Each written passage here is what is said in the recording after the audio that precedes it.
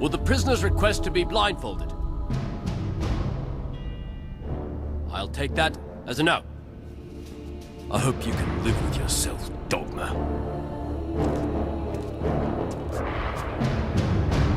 Ready, weapons? Never thought we'd go out this way. Aim! Wait! This is wrong, and we all know it. The General is making a mistake, and he needs to be called on it. No clone should have to go out this way. We are loyal soldiers. We follow orders, but we are not a bunch of unthinking droids. We are men. We must be trusted to make the right decisions, especially when the orders we are given are wrong. Fire!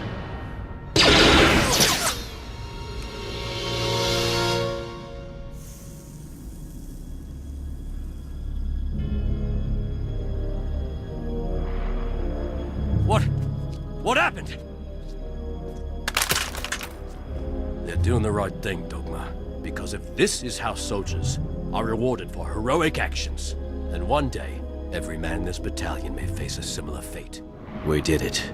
We took Umbara. What's the point of all this? I mean, why? I don't know, sir. I don't think anybody knows. But I do know that someday this war is gonna end. Then what? We're soldiers. What happens to us then?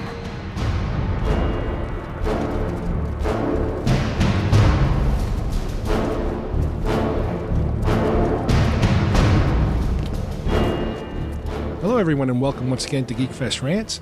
Today we have part 2 of our Anatomy of a Stormtrooper special. We are going to be talking once again with James and exploring certain topics such as Order 66 and are there any clones left by the time we reach Star Wars? So let's pick it up where we left off last time. Even in the movies themselves, we've seen some individuality traits in the uniforms. We noticed that the clone armor obviously looks very different because it's an earlier version. It starts out all just white like a Stormtrooper. However, there is a lot of in the movies there's a lot of like they put certain colors, they put certain I think things. the actual simple colors are the type of groups they're involved in, right? Which is weird because they're troops, so to have this bright orange pauldron on or this blue helmet, but even just plain white, it's kind of insane. It's good.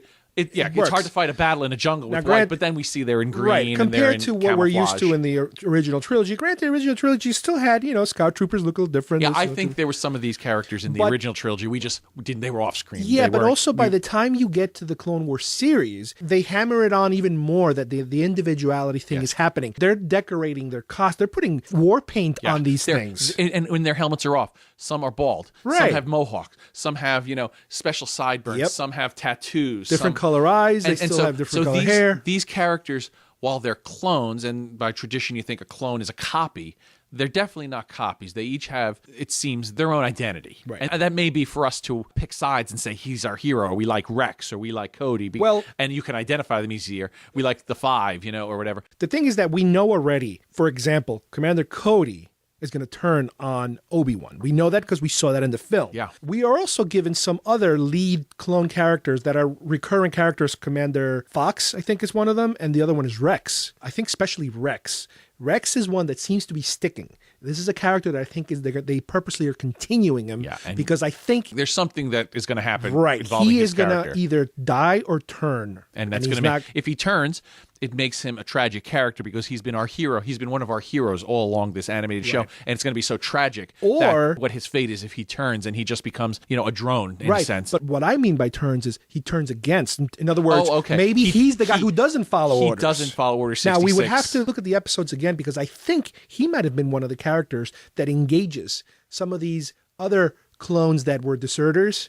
So he might be picking up some of that. Yeah, that was a key moment in the series. It definitely wasn't for kids. There was one clone, and he was on a farm planet. He had shunned his armor. He started a family. He was out of the system, and he was a deserter. And again, this is all subject to your point of view. If you're a deserter, as a coward in some cases, but in this case, we got the impression while he wasn't heroic, he did have moral reasons for doing it, and he did have a point of view of why he did it. And that's what's so ambiguous about all these characters. I think they're the heroes of the Clone Wars. But by the time they become stormtroopers, is there any chance that we're supposed to watch this, if you were to watch it from Phantom Menace to Return of the Jedi, and still be sympathetic to the Stormtroopers and to the Empire? Let's put it in modern terms.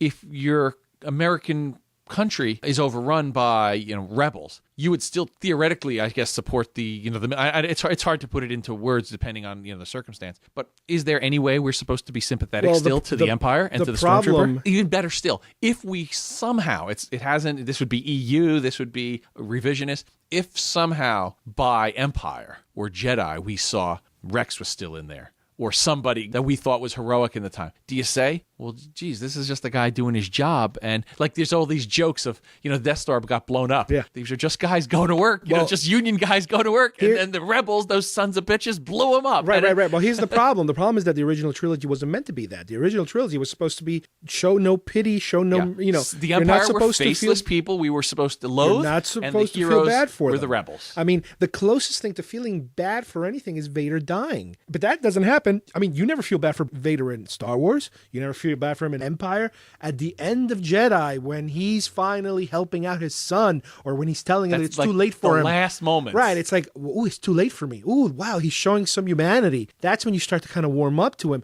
But in a way, again, you could kind of say that's the genius of Lucas. He wants to make you feel complete hatred for somebody, and then he gives you a little bit of but wait a minute. He's not such a bad guy. You haven't thought about this that much. He was a little boy who you loved. Right. And if he was a little boy who you loved, what about these other morons running around with guns who are, acting bad? They might have been good guys at one point. I mean, granted, maybe we're giving him too much credit that he thought that far in advance. But I know that definitely with the prequels and with the Clone Wars, that's what he wants you to feel. He wants you to be confused. He wants you to be conflicted and say, well, even with the separatists, they're starting to show you separatist planets that are not necessarily robots or Dooku or Ventress, but just regular people that are like, okay, we're going with these guys. Yeah, they got there first, and they offered him some help, and sometimes they fell for it. Right. And sometimes they stuck with and sometimes they were manipulated by them, and sometimes it was just dumb luck. Enslaved. A bad decision. Yeah. And you see that in an episode with Padme's,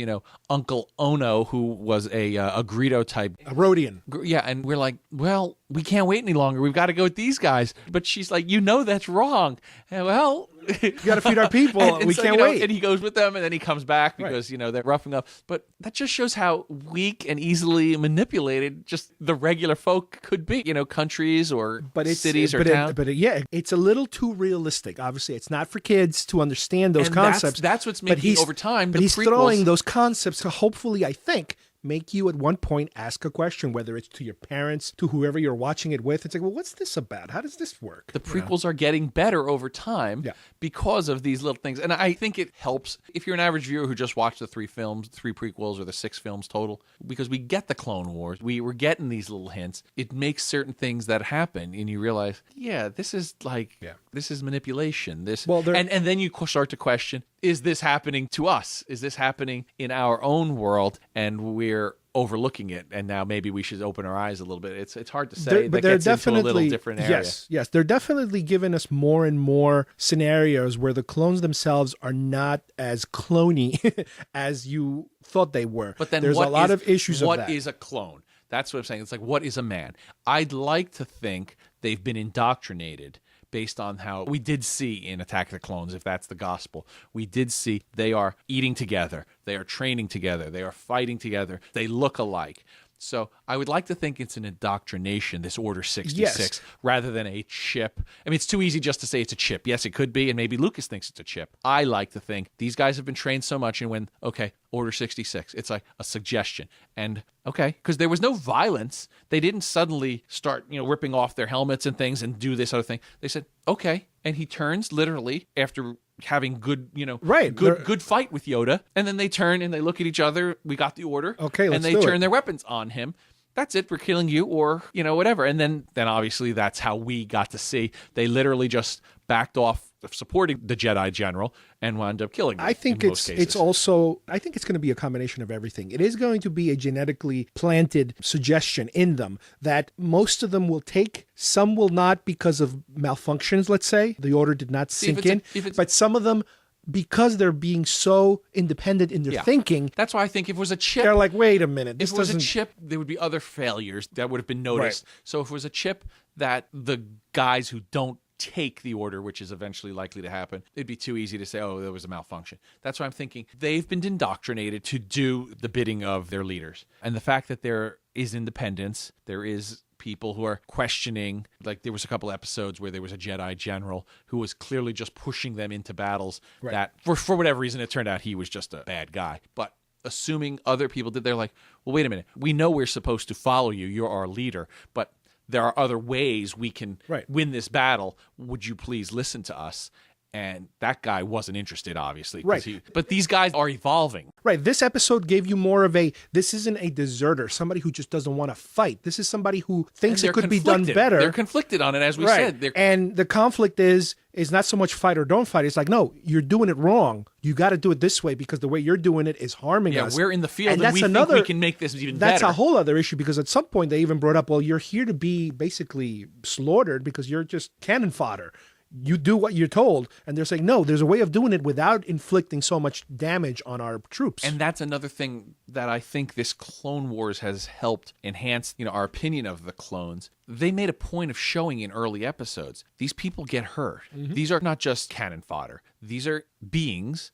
They get hurt. When they get hurt on the battlefield to the point where we can help them, they take them to a hospital. They take them to rehabilitation. Now, I don't know what happens after when Clone loses his limbs. Is there the equivalent of a Walter Reed? Yeah, we haven't seen that yet. But we have seen hospitals where the clones are being sent. Right. The Jedi and the other troops are being sent to protect that area. It's hard to say what happened. We've only seen one clone so far, an episode that deals with a clone that's not a malfunction, but a defective clone, they call it. And it's basically somebody with some physical ailments, and he can't move right, he can't walk right, but they still use him kind of like to help them carry stuff around and worker type. But that brings us to the final thing. Is there a retirement home for clones? Assuming there's no Order 66. It's called the airlock.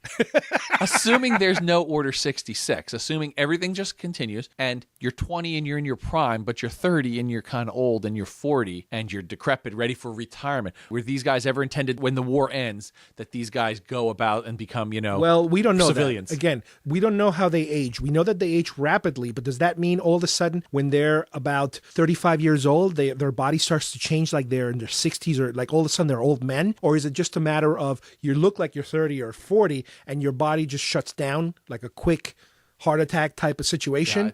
We don't know that. They haven't gone in that direction. And what do? Do you want to have an army of guys that are in their late 30s knowing that any second now they're ticking time bombs? Or do you kind of, when they get to be in their mid 30s, you kind of, all right, you guys go in the back. They're constantly growing new batches, you've heard them say. But like I said, what happens to the earlier batches when their usefulness or their age or their Soylent Green speed? Yeah, I mean, what would have been more brilliant based on what they're attempting to do with the Clone Wars, instead of adding things like Vader screaming no or things like that in the Blu-rays and constantly updating it that way, show in Mos Eisley or Mos Espa a civilian walking around that kind of looks like a social club. Tamora Morrison is his name, to look like, the clone, to say, some got through. I don't know if that's possible. Actually, it couldn't have been in Mos Espa because that's too soon. I don't want to get mail. I don't think we're ever going to see what happens to them. They might tell us what happened to them because this particular Clone Wars show only deals with what happens only goes up until episode 3. Yeah. So you're never going to see these guys naturally grow old, I believe. No.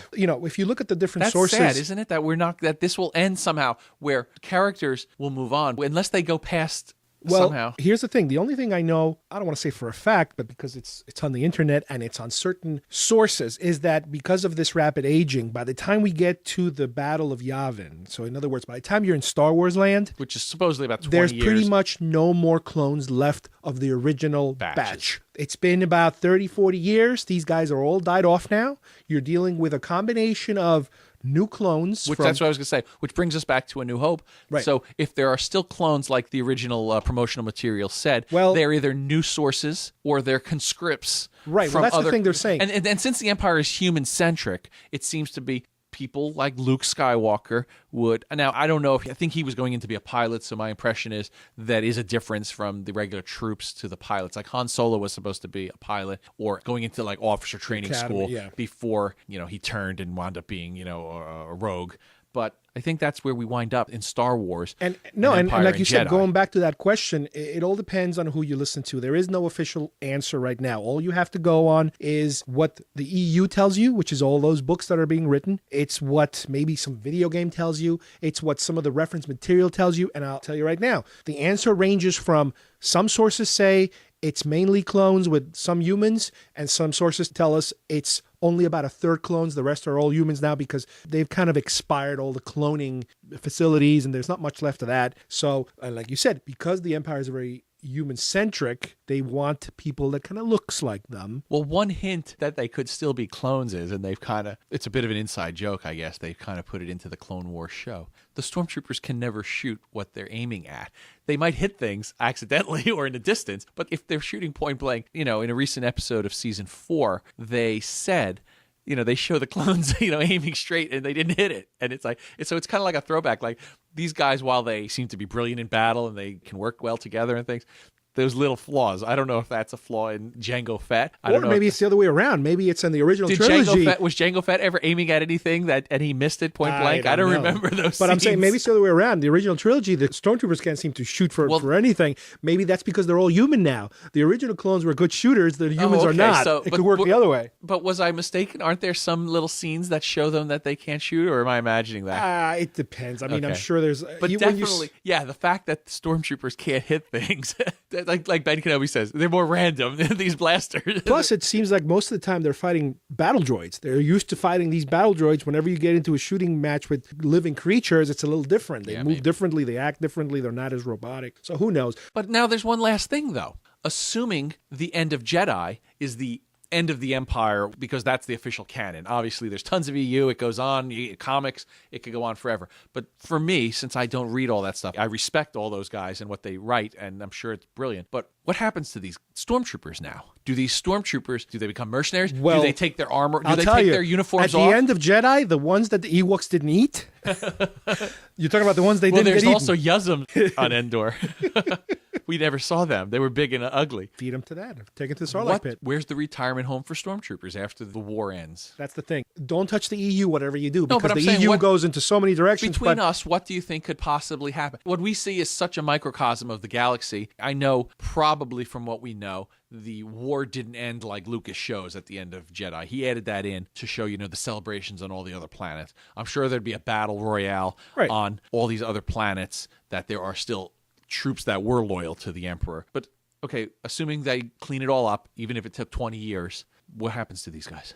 What do they eventually drop their armor? Do they put them in prison camps? Do they rehabilitate them? Yeah, you don't know. Do they become civilians? Because do they you got to also remember, do they join the New Republic or whatever? Well, because you got to remember also, the Senate doesn't exist anymore. There is no governmental structure. It's just the Empire now. So they have to start from the scratch. rebels are rebels. They're not organized. I have to say, for Lucas and his, we mentioned his genius. A lot of people have ripped on him in the past few years. But Iraq, in our recent American history, is similar to how it ends. You bring down the dictator. In this case, Saddam Hussein would be equivalent to the emperor. What happens? There's looting. The troops go off. There's some troops that stay loyal. There's some troops that join new sects and things like that. Well, the argument... that's what would likely be happening as the empire was dying. There are other generals who are out there who may say, look, I still got a squadron and I've got Star Destroyers. I'm going to take over and keep fighting. And I guess the rebels theoretically had to keep fighting. It didn't just end with the Ewok Serrelation and Yub Nub. It probably went on for 20 years. The problem is that the guidelines we have for something like that, for a situation like that, is something like World War II. In Germany,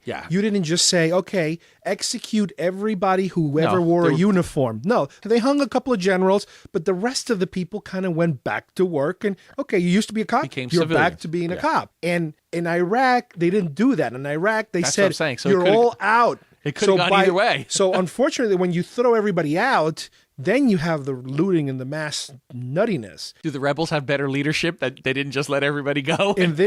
In Star Wars land, I don't know. I mean, you're not talking about a country. You're talking about freaking universe.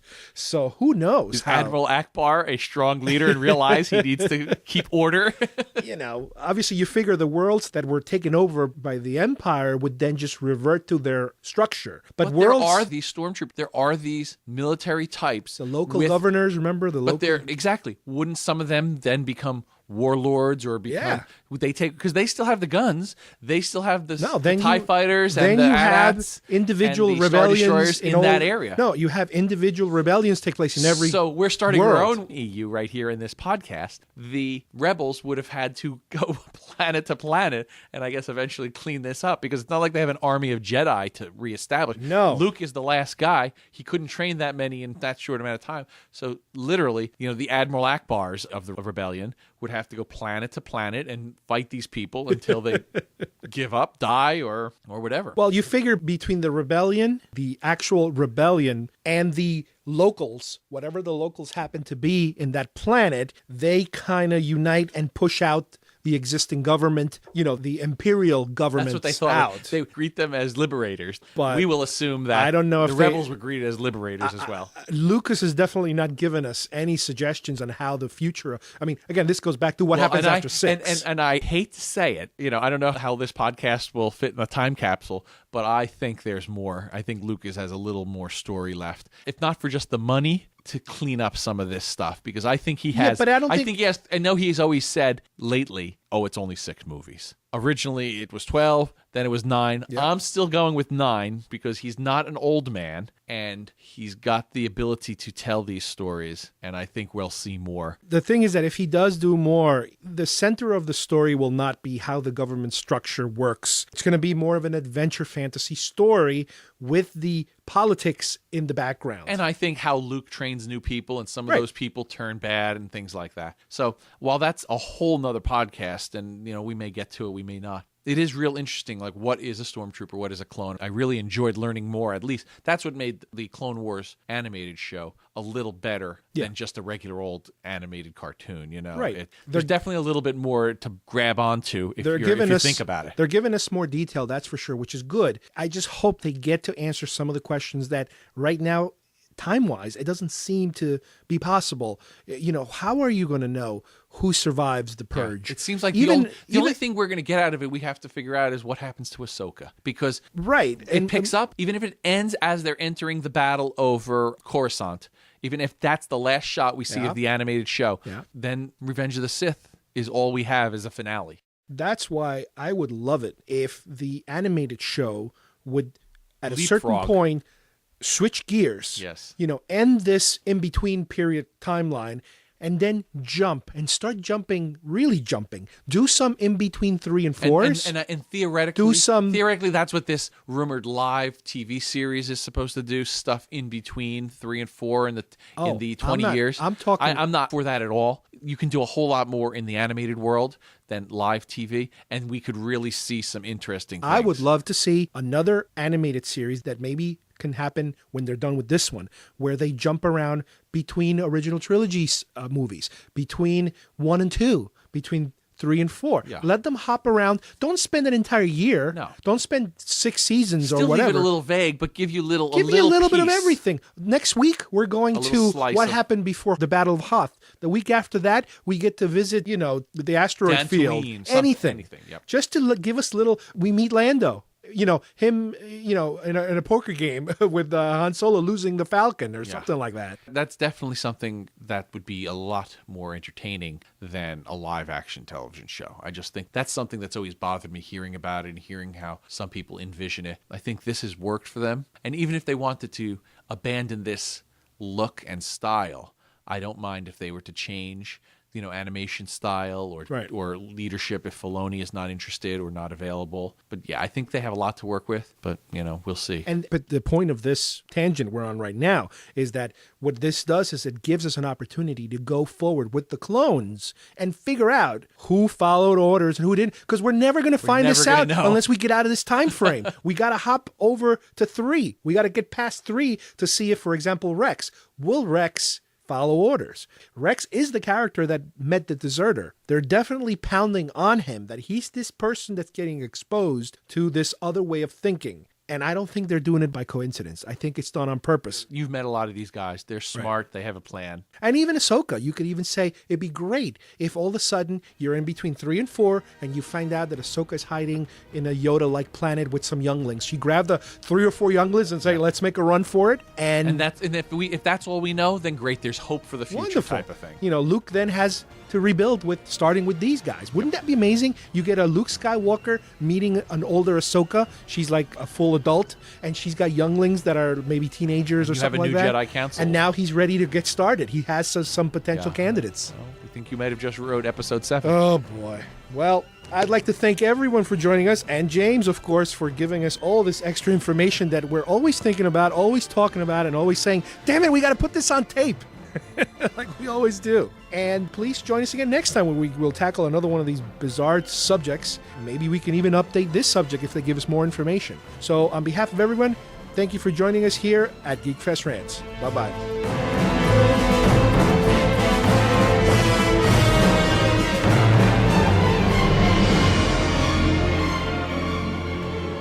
So what was it?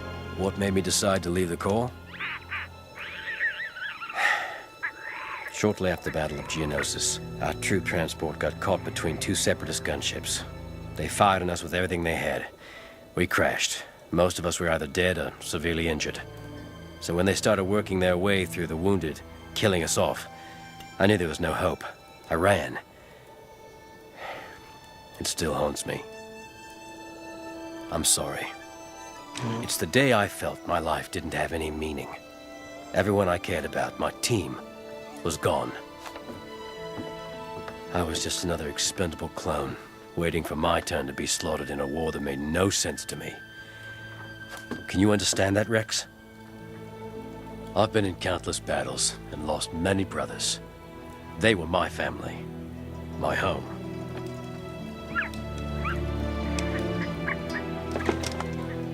Daddy, we finished our chores. Can we go outside and play? Please? Okay, only for a few minutes. Thank you, Daddy.